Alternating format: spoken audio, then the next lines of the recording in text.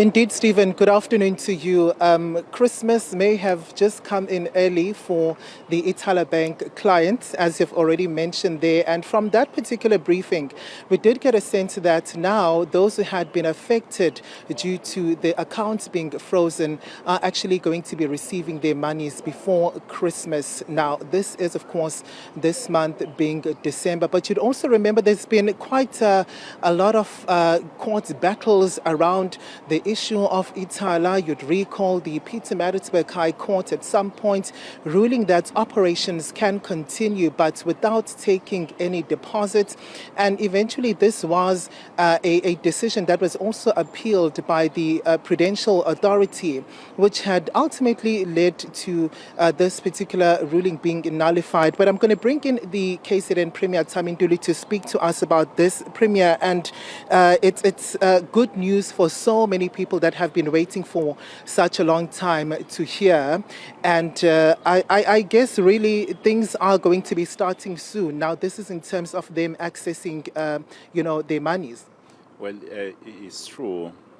Our agreement with the National Treasurer, or rather the Minister, was that soon, because as we have already signed the agreement, the provincial government, and waiting for the minister. But our agreement is that before Christmas, people will have an access, because we have been through a number of challenges, as we have mentioned, the issue of courts, at the same time being unable to allow depositors to access their money. And as a matter of priority, as a Province of KwaZulu-Natal, we understand how bad that was in terms of the effect to the ordinary depositors.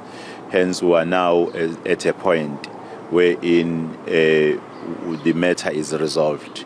People will be able to access their money in an institution that will be announced soon. And the arrangement will be made to ensure that even those who are living in remote rural areas, they are able to have an access to the information, first and foremost, in terms of the requirements and where they can access their money. At the same time, ensuring that they will access their money at the most convenient branch, or a branch that is closest to where they actually reside. Yeah, and it's also maybe worrying to people who now stand in line to be receiving their monies when they look at the process that needs to follow from here, and possibly how long is that on its own going to take, Premier? Well, we're hopeful that the final details that are being considered between provincial government, Itala SOC, and National Treasurer will give light to that one. But we are of the view, in terms of the discussions, that all the depositors should be able to access their money before Christmas. It's only that we don't want to mention the date, which is on the book, on record already. We want to ensure that the date is confirmed first by action, so that no one will say, as government, we misled the entire society. But what is giving us a sigh of relief is that the people at last, they are going to get their money.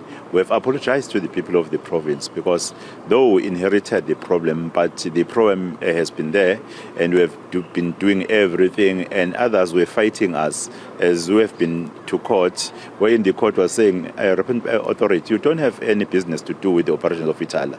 But they kept on appealing the decision that has been causing delays, and the issue of the litigations, wherein they were purporting that Itala is insolvent.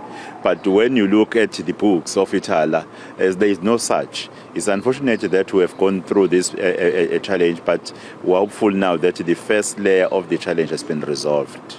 Yeah, and the KZN government had said repeatedly that it was in support of Itala, and it was obviously looking into assisting in terms of returning the situation to normalcy again. But also when we look at the difficulties that you encountered to get to this point. Absolutely. The issue of compliance for Itala to attain the license, because Itala has been operating with an exemption of which that has been stopped. And now we are saying want to support the institution to attain the full compliance so that it will be operating under normal circumstances. However, as a matter of priority, we were saying let the depositors access their money first. Then from there we move to the second layer to ensure that we go through a process that will have Itala being back operating under normal conditions. And I do know that there was obviously the presidency involved. There's also the finance minister involved, his department, as well as the KZN Premier. These were all the role players that had to work together to make this happen. Were there also like some sort of differences during that particular process, Premier, where there were like disputes here and there? Not necessarily within the three offices you are mentioning. There were no issues. We're all in agreement that we are all in support of the Itala being revitalized, and even for the process that we have realized now. We're all in agreement, except that for the Prudential Authority and the Repayment Authority, that is where we experienced some litigations, wherein we had to go to court, wherein we had to see the interference by the RA to stop the businesses of Itala. That is where we were experiencing the problem, and we were hopeful that when then the National Treasurer is able to provide a guarantee or rather a loan, then that will take away a repayment authority from these issues of the depositor books, because they will be no longer be handled under Itala, they will be handled somewhere else, and they will move away from the interest of Itala SOC Limited. All right. Thank you so much, Premier. That was KZN Premier Thami Ntuli really giving us a sense of where to from here, when it comes to those clients of Ithala Bank that were incredibly affected by this. We were in conversation, when the issue had just broken out and had just been made public, with many of them really talking about how their businesses have been affected by this, and also the salaries that they had received, were actually frozen. So it was, of course, a challenge for them as they, when you look at these different elements that were actually, affected when it comes to these clients. Stephen, it's back to you.